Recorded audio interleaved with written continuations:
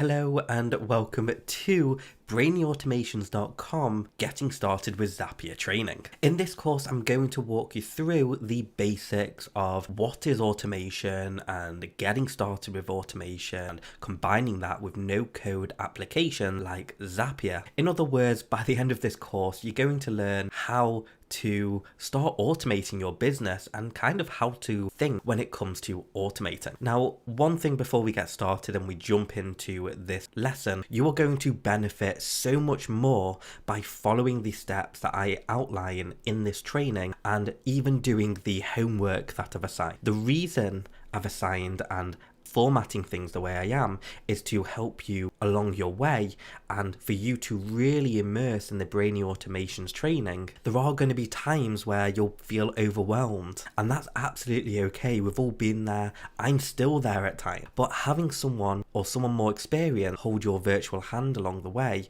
which means that if you get stuck, post a question in the community. I will be there and I will answer. And if I'm not, someone else might. So having that constant support is really important for your growth. And at the end of the day, one of my main goals, help you automate your business and just break those chains of being a typical business owner. Let's modernize your business and see what we can do for you. But you need to engage in the community. And when you get stuck, don't just ponder for days, weeks, months. Jump in to the community, ask your question, and I will help you if I can. So without further ado, move on to the next lesson and let's start automating your business. Welcome to lesson 1 of this Zapier training, which is automation. So what is automation? In a big picture, automation is like making things do stuff by themselves. For example, the doors at a mall or supermarket that open by themselves just when you walk up to them. Or perhaps a dishwasher that washes all the dishes for you. You just have to set it up or turn it on and it does the rest. So how can automation be applied to your business? Well, let's break down a few things. So most businesses will actually use softwares to help run their business. They don't realize that they do, but they do.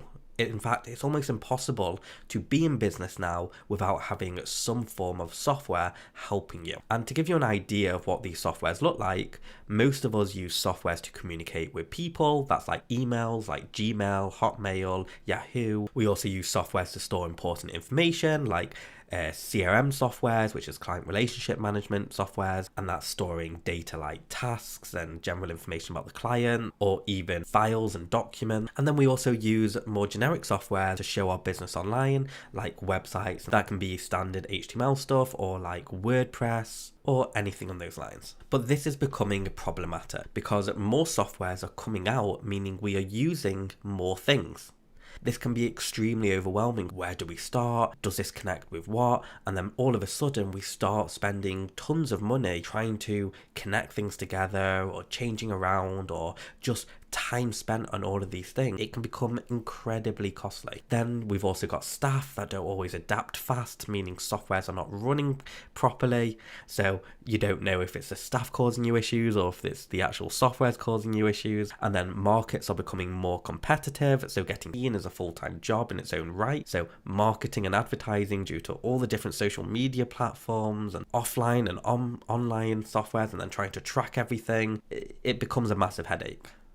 And then this might be a bit controversial, but staff don't really want to work as much anymore. And this is coming from a millennial. So working from home is becoming the new trend and expectation. But because of this, it's becoming more difficult because then you've got to track what staff are doing and you're opening up that entire ballpark there. So what is the solution? Well, automation. Automation is the solution to everything a business owner could ever dream of, and thanks to AI, it's just become so much easier and so much less complex and so much more advanced, and the capabilities of what we can do are just limitless. So automation allows set up things that will run without you, which is freeing up your time. It reduces staff expenses, as 50% of things staff do can actually be automated, and that's actually under generous. I would actually say 70 to 80% of stuff staff do could actually be automated.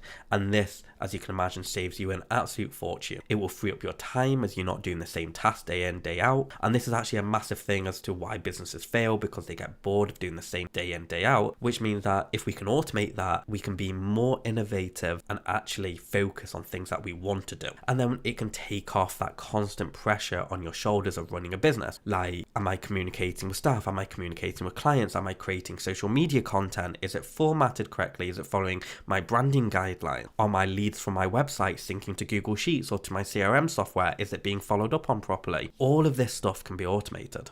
So here's a few examples of things you will learn inside Brainy Automation. Now, it's completely up to you where you want to start. There's lots of individual training, overall training, and you can pick and choose because every business is different, so it becomes a bit difficult to cater to every business. But I'm constantly releasing new content, new training on how to do things, and you can also request training to be made.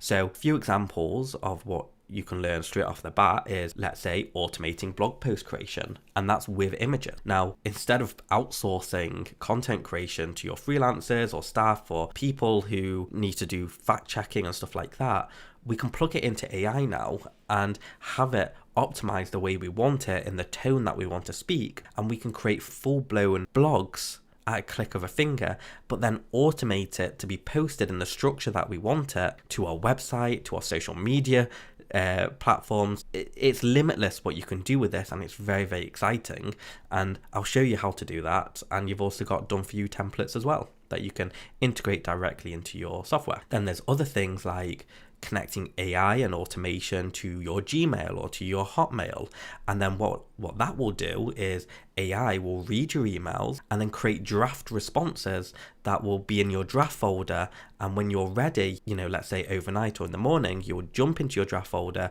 have a read, and then click send. So you don't need to draft the email up or a response because AI will do that for you, and you can actually have it to automatically respond to people. But a lot of businesses like to proofread the email before going out. And then there's more simple things like automating website forms to Google Sheets or to your CRM software. In other words, whenever a lead comes in, you can actually have it syncing directly to your CRM software, where then you can automatically assign it to your clients or your staff, or even into a autoresponder which has got generic and dynamic fields in it that will automatically respond, or even to AI which will automatically respond. So there's many different ways that we can do this, but I'm going to show you how to do it in really simple ways. So it's all well and good taking a course or becoming part of a community, but truthfully, the best way you will develop and you will learn and you will actually achieve something is by taking accountability and really jumping in and becoming a real asset to the community. The more you give to a community, the more you will get out of it, the more opportunities open up to you, and the faster you will learn, because often if you're teaching as well, you're just reinforcing the stuff that you already know, and it becomes second nature. So what I want you to do is I want you to create a post outlining the following. And if you head over to your sidebar inside your portal area and click on the Ask the Community tab, that is where you can create a post. So what I want you to do is, the first thing, before you move on to anything, I just want you to go do this now. Just get it out of the way. Let's start. Let's grow together. Let's take accountability. And then I can jump in and remind you, hey, what's going on? Where are you? What you're doing? Do you need any help, sort of thing? But I can't do that if you don't engage in the community. So head over to the Ask Community tab. And the first question is what your business does. The second question is what software you use every day. And the third is what you want to achieve with automation. And this is an example. So the title, I've done my goals and introduction. You can use whatever title you want. The first question, what my business does. My business is an online community and video training platform helping business owners and individuals learn automation through no-code application. And then the second question, what software I use every day. The core softwares I use daily are Google Sheets, Circle, Canva, Zapier, and Filmora. And what I want to achieve with automation is the third question, which is my ultimate goal is to be a one-man band without the typical chains of running a business whilst living a fairly lucrative, financially free life. I want to be able to put in systems that will work without me no matter where I am in the world. Freeing up 95% plus of my tasks is what I want. Now, just in case you're curious if I've actually achieved that, yes, I have achieved that. Truthfully, the only thing that I do on a daily basis that I've not automated is producing content for Brainy Automation, learning new creative ways of doing things, and engaging with the community. Everything else I've actually automated. So rest assured that inside this training, inside Brainy Automations, if I've not included something, then it probably means it's not that important. But again, you can request training, and I will usually create personalized training to help you out. So this is the end of the first lesson, and there's a lot more learning to do from this point on, but I'm going to keep everything super simple for you, and we are going to free you from the shackles of a business. Getting started with automation can be quite difficult if you don't know how to think. In fact, knowing how to think with automation will be the absolute foundation anything you do ever with any app you want to connect with another one. So this lesson is actually really important. Follow it to the T, and you just take time to truly understand what it is that I'm trying to communicate with you. And if you don't fully understand the things I'm saying, you can always post in the community area, and I'll be sure to help you and break things down even more. So how do we get started with automation? When I was 19 and 20, I learned this expression, which was KISS, and it stands for Keep It Simple Stupid. I hope you don't take offense by that, because I'm not actually calling you stupid, but often it's in our nature, human beings' nature, to overcomplicate things. We start adding weird things into equations that actually we don't need, and we just make things more difficult for ourselves because there's so much going on. We have so much knowledge about so many different things, and sometimes we don't have all the knowledge that we actually need, so we're just creating scenarios of things that really are just stopping us dead in tracks. So I'm hoping by the end of this lesson we're going to be able to keep everything really simple. So contrary to belief, we do not start with a software because we actually don't know what we need the software to do for us. And if we don't know what we need the software to do for us, how do we know what software to even choose? So the first task is actually, what tasks do we automate? And then the second question is, outline the exact steps of the task that we need automating. So the first question, what task do I want to automate? And we just need to think to ourselves, right, what is it we do every single day? And we're just going to segment one single thing.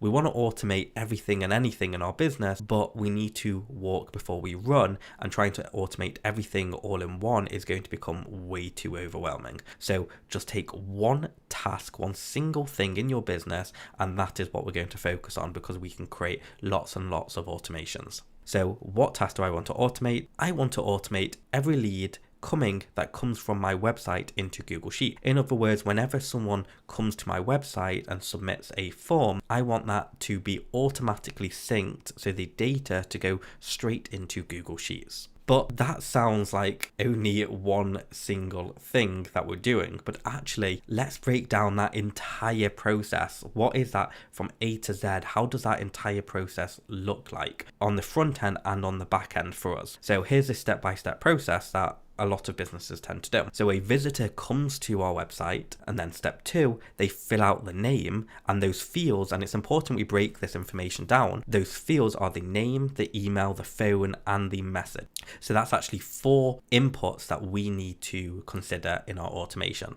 Then step 3 is they fill out the data, and that data is sent to the email hello@brainyautomations.com or whatever email that the form is connected to. Step 4 is, once I receive that email, I might forward that email on to a staff member to follow up with that lead. And then number 5, the staff will email a response. And then number 6, the staff will then add those details into Google Sheets. And again, inside Google Sheets, we have a name which matches the name. We have an email that matches the email field, the phone that matches the phone field, and the message that matches the message field as well. Okay, so whilst this is a very simple answer to the question, when we actually get into the nitty-gritty of it, this is our entire process for handling this lead when it comes from my website. It's quite surprising how many steps we are actually, indulging in every single day. And whilst a single step or these 6 steps just once doesn't take that long, if you're doing it 20, 30, 40 times a day or a week, it actually starts building up. So this is kind of like, right, do we actually need all of these steps? Can we remove any of these steps from our automation? But making sure we have these steps and we know exactly what we're doing once a lead comes in, well, that is how we start breaking everything down and start realizing what we've done. So once we've broken down what that single task actually entails and a step-by-step process, we then ask ourselves, what software does this use? So a visitor comes to my website, right? So we have a website, and what does that website use? Well, that website is using WordPress. Okay, so website equals WordPress. Then the data is filled to this email address, and I forward it over to this email address. So what software do we use for emails? Well, we use Gmail. Okay, so email equals Gmail. And then the staff add leads details into Google Sheets. So we know that we're using Google Sheets as a data storing site or a database. So data storing equals Google Sheets. So now we know what we want to automate. We've got the exact step-by-step process to automate, and we know exactly what softwares we're using, and we now connect together. And you see how this all of a sudden is becoming a lot more simple, because we're actually creating the guidelines and the process of what we need. We know that step 1 is a visitor comes to my website. Step 2, they fill out the name. 3, data sent to this email. 4, we forward email to here. 5, staff email response, and 6, staff add lead details sheet. Okay, so let's move on. So this is actually, in a more visual point of view, this is what it looks like. Leads are coming to WordPress. We're then forwarding those information to Gmail, and then that's being synced to a Google Sheet database. Simple. So before we move on, what I want you to do, I want you to pause this video. Don't continue, because you might need some help as you progress. So please engage in the community, and I want you to head over to the Ask the Community tab, and I want you to create a post outlining the following, kind of what you've just seen. 1, what is a single task you want to automate? 2, what's the exact process for you to complete the task? And 3, what are the current softwares you use for the task? Now, you don't need to put in private information or anything of those lines. Just put in this and this, okay? That's all you need, this and this. Once you've asked the community, you can get some extra help, and I can help you and really get the ball going with learning automation. So here's an example of that. So the title, my first automation, and I put, hello, task I want to automate. The first thing I want to automate is for every lead coming through my website, I want to sync it directly with Google Sheets. My normal step-by-step process to complete this task is, and then a visitor comes to my website, they fill out the name, email, phone, and message fields. The filled out data is sent to this email. 4, I forward the email to this email. 5, staff email a response. 6, staff add lead details into Google Sheet, etc. And then the softwares I use for this so far is website equals WordPress, email equals Gmail, data storing equals Google Sheet. Can anyone provide any pointers on how to automate this, please? Thank you. Once you've done this post, I can then jump into the comment section, or a member of the community can jump into the comment section, and they can respond with either additional video training or customized response or anything those lines. Okay, so you're going to very quickly learn how to do things very fast, as long as you keep on engaging and, you know, not only helping others but also helping yourself by letting others help you. So now that we know all these softwares that we need to use, now it's time to try and find something that can actually connect these things together.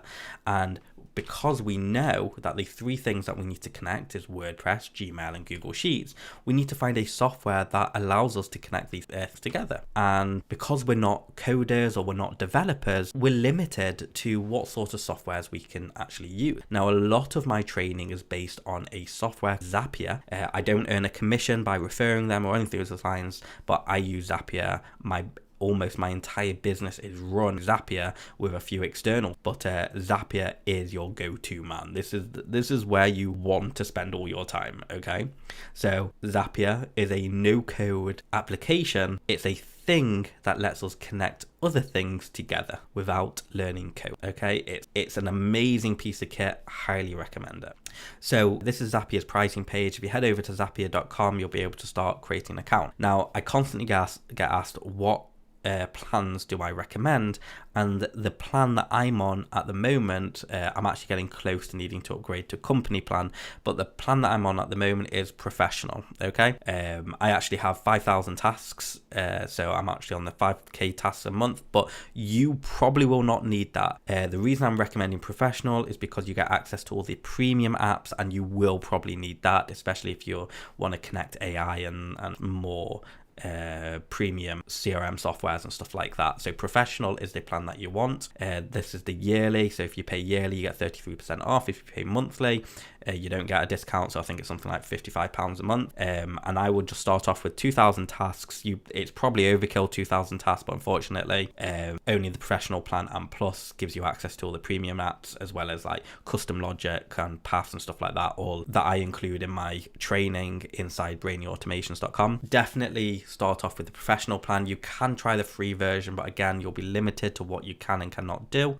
So professional plan is kind of the holy grail and where you want to start. Okay. Another thing that we need to think about is once you start automating these tasks, if you want to really determine how valuable this is to your business or to your pocket, once you start automating in the way that I'm going to start teaching you, you're going to realize that you actually don't need certain staff members, especially ones who perhaps they're just not keeping up with the pace of your business, or they're not learning the way you want them to learn. Take their wage and think about how much money you're going to be saving once you're automating them out of the business, which isn't the nicest way of putting it, but the truth is we need to adapt. And if the people in our organizations aren't adapting to what it is we're trying to achieve, there's not really any room for them, and they're just going to be holding us back. Okay, not the nicest way of thinking, but it's a very real reality here.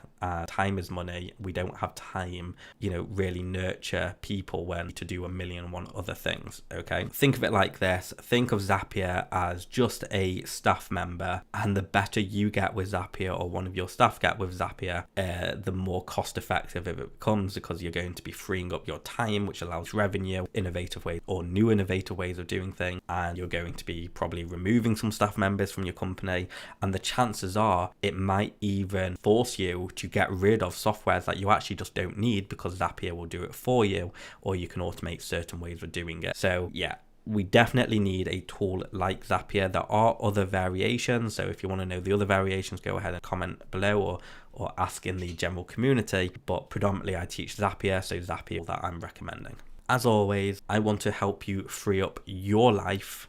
I want to break those chains of a typical business workday, modernize your business, and hopefully we can cheers to your freedom. Okay, the theory side of everything is kind of come to an end. There's always going to be elements of it, but right now I want to show you what a Zap is and kind of how all of these little things work and come together. Later down the line, I will explore the Zapier dashboard for you, but from now, let's just understand some of the basics. So if I head over to create a Zap, what you see here, this entire thing is what we call a Zap. Basically, it's a workflow that will auto-connect Zaps and services to do something for us. It's kind of like the overall folder, okay? So if I just jump out of this, and now let's say I go into Brainy Automation, each one of these things is a Zap. So it's basically a folder that contains lots of other things, information, but we actually call it a workflow. And again, each Zap connects a multitude of different things like services or softwares together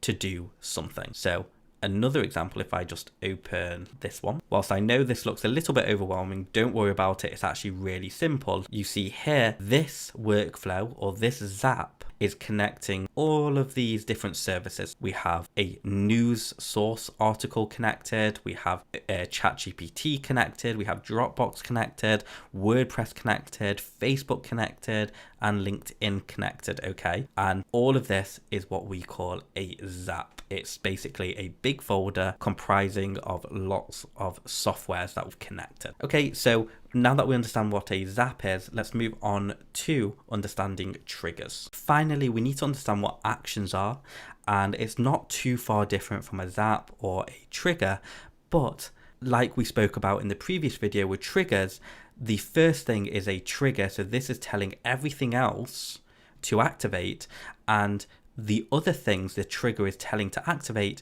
they're actually called actions.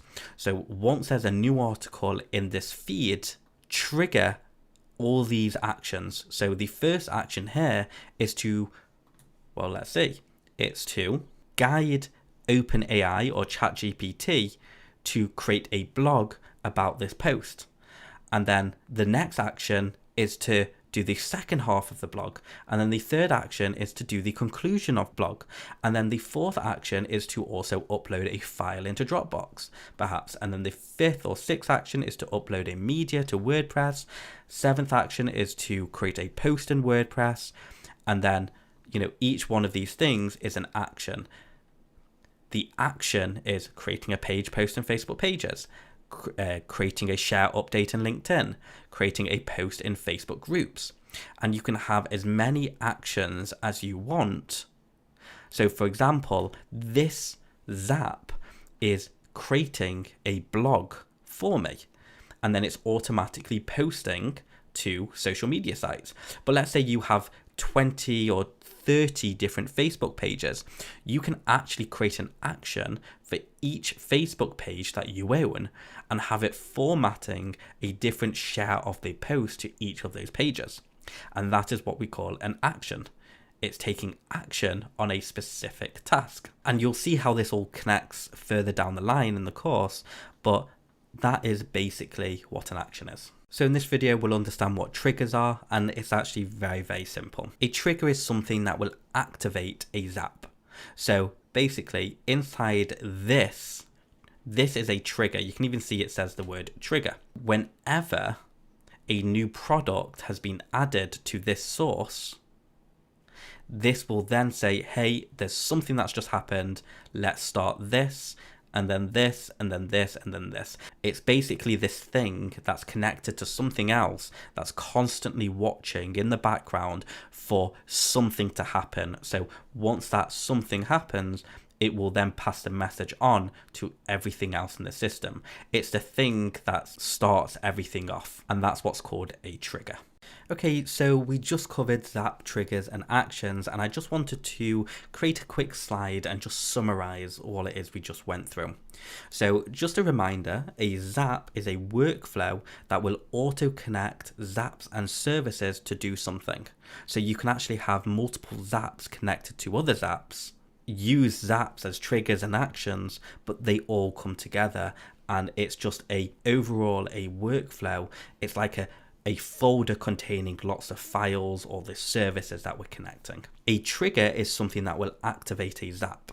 So it's the first thing inside of a Zap that's ultimately keeping an eye out on the services or the things that you've connected, and it's the first step in the process that will signal all the other things in the process to start doing what it should be doing. It's a trigger. I do apologize, I just realized the action was duplicate text, but the action is a task. It's the thing that completes what we want to happen. So the Zap is the folder that contains all of the files, or the trigger and the action. The trigger is the thing that says, hey, I'm going to be your eyes and ears, and then when something happens, I'm going to tell all our friends and buddies and what's not to start doing something. And then the action is the actual thing that is performing the action. I hope that clears things up, and again, jump into the community, ask the community if you've got any questions about this, and we'll help you as you go along. Let's explore Zapier's dashboard and all of the options here. Now, there's a lot going on here, so don't stress about it. Just take it and play with it and mess around, break a few things, because that's the best way. The only things I'm not going to be covering are tables and interfaces. That's because they're very new features, and I will create an updated video once they become not so temperamental. When you first log into Zapier, you'll be displayed with all of this, and the dashboard is a snapshot of all your most recent Zaps, and then they use algorithms to recommend related Zaps to you. They're actually not the recommendations aren't that great, because I don't tend to use any of this stuff, but it's still always nice to have, and it's always worth seeing more and more templates, which you can do by clicking see more templates, and then, just browsing what is possible. Now, one of the first things that I would actually recommend is for you to jump into Explore and just start looking at all of the different actions that you can do, all of the apps that are connected, okay, because they have, I think, something like over 5,000 different apps, all the main ones. You can search for them or change the role. So if you're a business owner, these are the most common apps that business owners are using. It's just a good way of seeing what's connected, okay?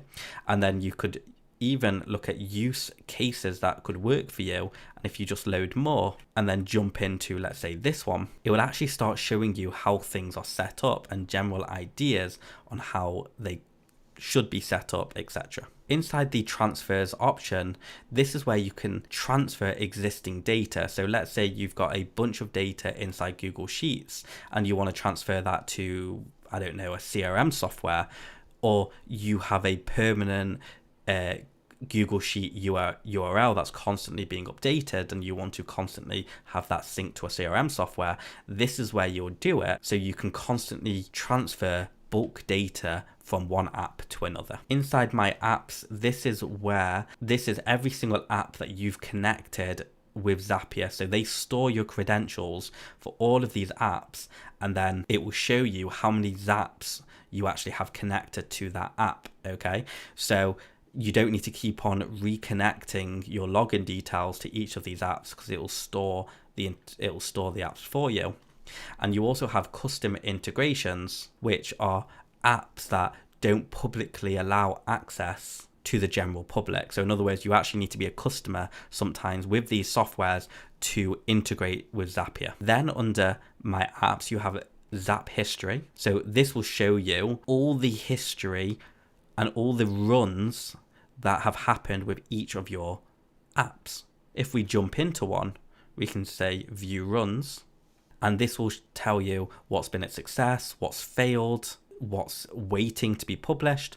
So if we go into this one where it says it stops because of an error, we can scroll down and it will actually show us which step in the process, because each one of these is an action, and it will tell us that actually it hit an error here because something was missing, which meant that the rest of the app broke. So we can jump in and edit the step and fix it when we need to. You can then filter all of these by the date, by which Zap and apps, etc., and monitor the general task usage. Now, if we head to Zaps, this is kind of like your main admin area to where you can manage all your apps properly. You can create folders to help categorize your apps. So for example, all the apps that are being used for brainy automations are connected here. And then whenever I am messing around with apps, I create a folder and just keep all my messy apps here. And then apps that I share with the community are here. Any apps that are connected to my autoresponder are here. Apps that are connected to YouTube and stuff like that are here as well. And it just helps with segmentation and just allows you to stay on top of everything. And then in the bottom left, it shows you what plan you're on, and then how many tasks you've used for the month currently, and then monthly usage when that's reset. And then you can actually change your plan just by managing your plan here. Now, if we click create a Zap, this is where we start building the Zaps, the triggers, and the actions. So, and then on the left, you can actually change the settings. So you can add a name or the description. You can also change the name just by clicking the title at the top left. You can see the status, so when there's a problem, all the previous versions, the history of that, followed by the overall details, so you can move it, share it as a template, etc. And then if you need further help, you can ask here, or you can ask in the community inside Brainy Automations. And then when you want to start editing a Zap, you just simply select on the first trigger and you start connecting. So you say, I want to connect Google Sheets.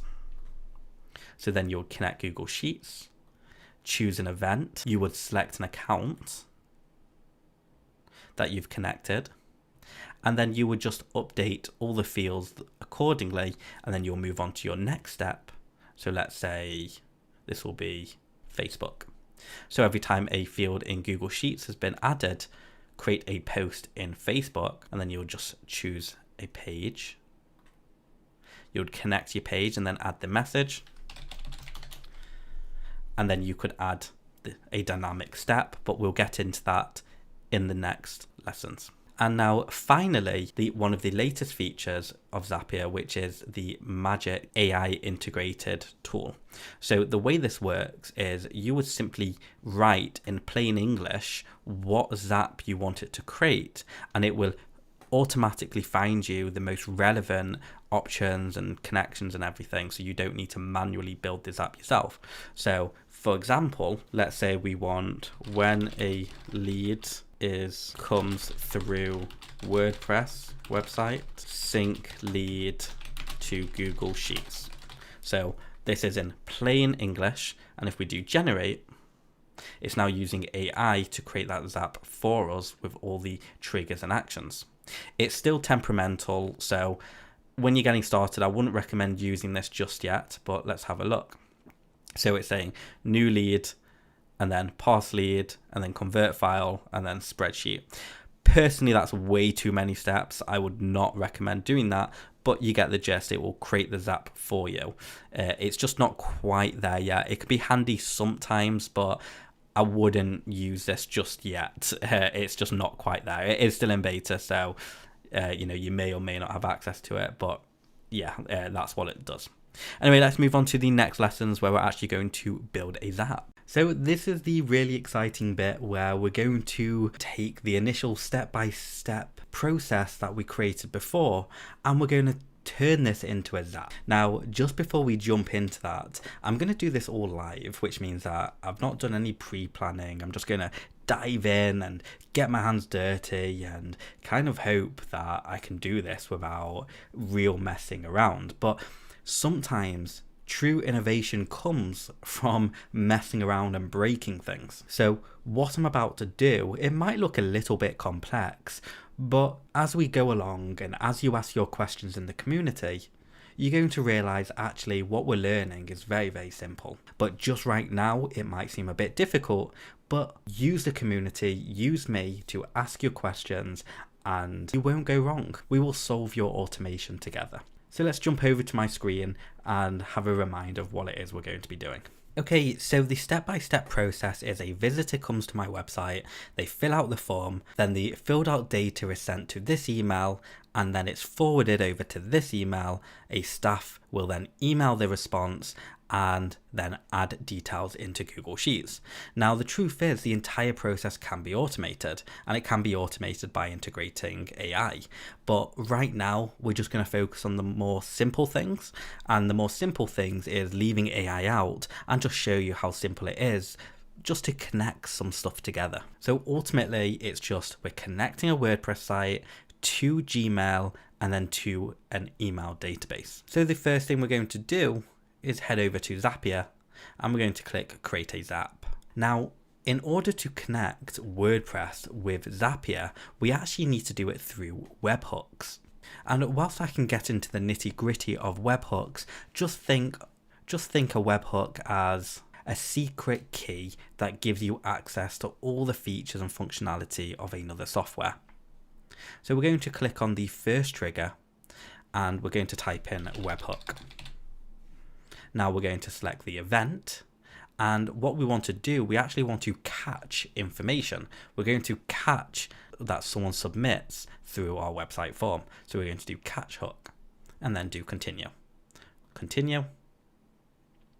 And now it says you'll need to configure your application with this app. And what this basically means is that we need to put this little connection thing into our form so it creates a connection and so Zapier can access that form. So if we go over to our WordPress website, I've got a blank page here. I use a plugin called Elementor and it's a drag and drop builder. It's absolutely amazing. I've been using it for years. I'll leave a link below for you if you want to try it out. And I'm just going to quickly create a form on the website. So we've got the name, the email, and we need the phone number. So I'm just going to do telephone.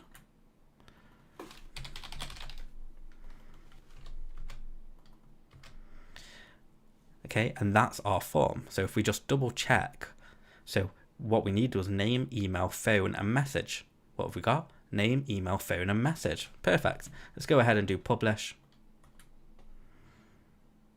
Okay, and now we have that form. So what we need to do, we need to grab this URL, and then we need to go into our settings, and then actions after submit, and we're going to do webhook. And now we're going to paste the webhook into the webhook URL and do publish. And now if we go to that front facing page and we just enter our details in. Now we have the name, the email, the phone number and the message. So let's go ahead and do send.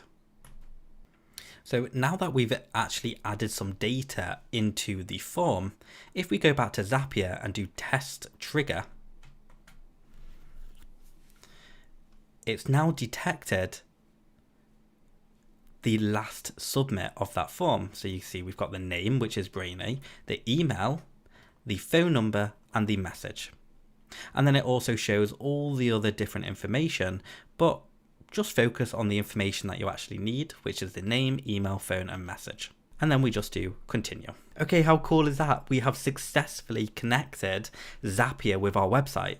In other words, the data that's submitted in our form on our WordPress website is now in reach and is able to be read by Zapier. So now Zapier's got that information and we can do whatever we want with that information. So now what we've done this, that's been done, and now the filled out data needs to be sent to this email. So there's actually two ways you can do this.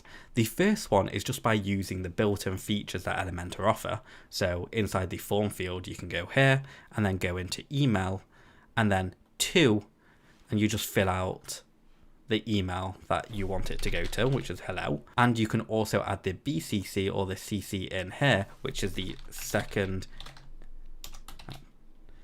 email here.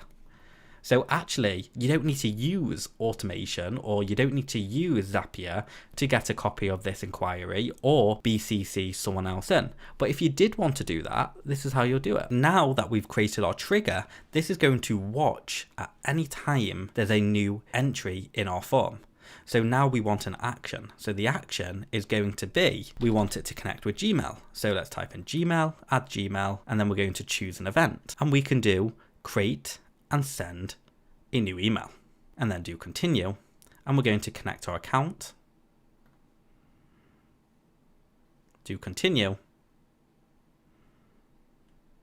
And we can say we want this to go to, and we're just going to say hello at brainyautomations.com. Or we can actually say we want this to go to staff at brainyautomations.com. We can CC or BCC whoever else we want. So we're going to BCC hello at brainyautomations.com. And then we can set the default as our email address. And the from name can be Brainy Automations.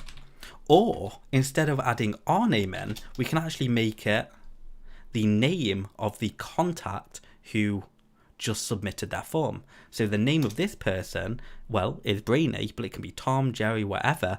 But these are dynamic features, or these are dynamic fields, which means they will change according to the record that it's associating with. So it's showing Brainy because I inputted in the website Brainy as the name, but if it's Tom, Tom will be the thing that's showing. So we're going to do from name, Tom. And you can even put static text, so such as new lead, Tom. And you can even add the dynamic phone number just like that. And then if you wanted to make it so when someone replies to this email that they're about to receive, you can actually put in the client or the lead's email address there, so it's going to reply to that email. And here you can see, instead of adding from name here, we can copy this just by control and copy on our keyboard and then paste that in like that. And now we can just put the name of the person in the from name. So then we've got the subject as that, and there we have it. You can also turn it into HTML or just plain text. We'll just leave it at plain text for now. Here you can format it any way you want. So you can put the dynamic message, which is this, hey, do you have any time to look at my website? And you can put in message. And then you can do the phone. And then you can even add in the email. And then if you want to put in a message, you can just do please contact.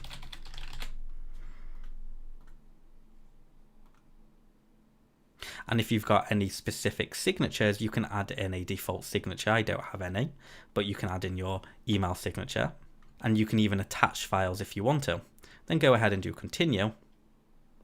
And let's go ahead and test that action. So now I'm inside my inbox and we've got this email. Let's open it up. And it's showing address not found because we don't have staff@brainautomations.com email. It's a fake email. But if we actually expand this, this is the real email that we just created.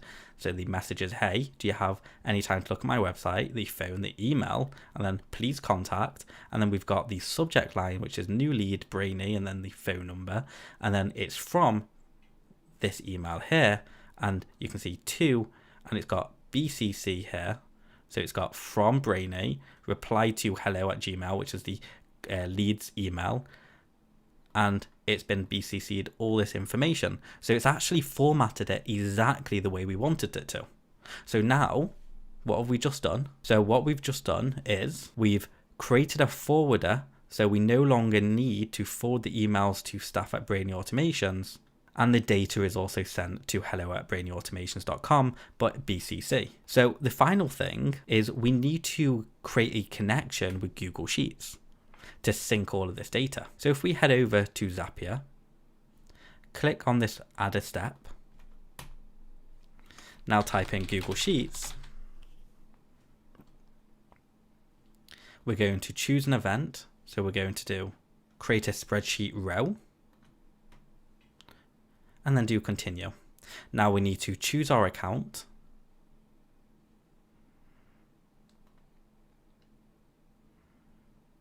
And then do continue. So we've not yet created a spreadsheet. So if I head over to spreadsheet, if I type in new leads, or better yet, website leads, what fields do we need? Well, we need a name, we need an email, we need a number, and we need a message. So now we have our fields or our headers. Let's head back over to Zapier and do spreadsheet. And now we've got our spreadsheet here. And we're going to select the worksheet. And just so you know, you can actually add multiple different worksheets at the bottom and connect each one accordingly. And now you see these new fields have been added, and these are the fields that are found in the form. And you need to be really careful here, because if you connect everything and then change these fields, it will break the Zap, which means you need to come back in and remap the relevant fields. So for name, we're going to select inside the catch hook one, we're going to select the name. And then the email, we're going to select the email, which is found on the form, on the webhook, then the number, and then the message.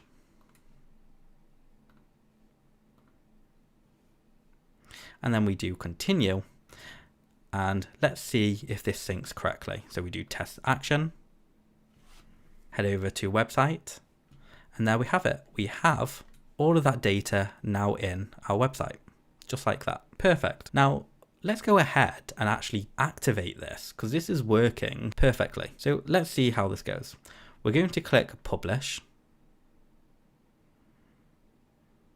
And now that's live. So what's happening is that this Zap is now live.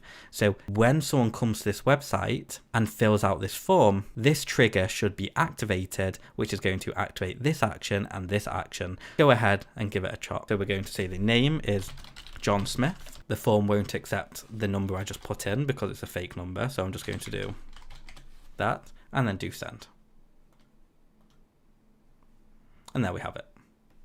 So now if we go back to Zapier, click on history, Now, this can usually, depending on the plan, can usually take anywhere from instant to 10 minutes. And it also depends on which apps you're using. For me, it's usually 2 minutes. And finally, it's done what we've just asked it to do. So it's just found John Smith, and you can see it's got all the data there, the data in, and then the data in. So now if we go to our emails, go into inbox, we've got one inbox. You see we've got that email again, new lead, John Smith. And because this email's not working, we get that, but we won't get that once we replace it. But we've actually got the message, hey, do you offer website services? And then the phone number and the email. So that's now dynamic data that's coming through. And if we go to our Google Sheet document, we now have all of those fields readily available for us. Now, is that the most perfect Zap? No, it's not. There's actually loads we can do to that, add to that, reformat, and so many cool fancy stuff. But is that the foundation of how we create Zaps? Yes, it is. And that's really as complex as the entire process goes. The difficult bit is just thinking and recognizing which apps are able to connect with which and which fields to use. But again, you get to jump over those hurdles because you have direct access to Brainy Automation's community and of course me. Now, what we've done here seems very simple, but actually this one Zap saves a ton of time because you're no longer needing to forward those emails on manually. You no longer need to copy and paste that data from your email or from the website directly into Google Sheets because it's done automatically. And the chances are it's not going to make any mistakes because systems don't tend to make mistakes. Humans make mistakes. We sometimes miss letters off or don't spell things properly. This is identical data that's being replicated directly from the customer or the lead. So the chances of going wrong are very, very slim. But this is incredibly simplistic stuff compared to how far you can actually push Zapier systems or even your own. If you have any questions, go ahead and jump into the community and ask them, but you're now ready to start automating. Go ahead, show me what you're automating, post it in the community.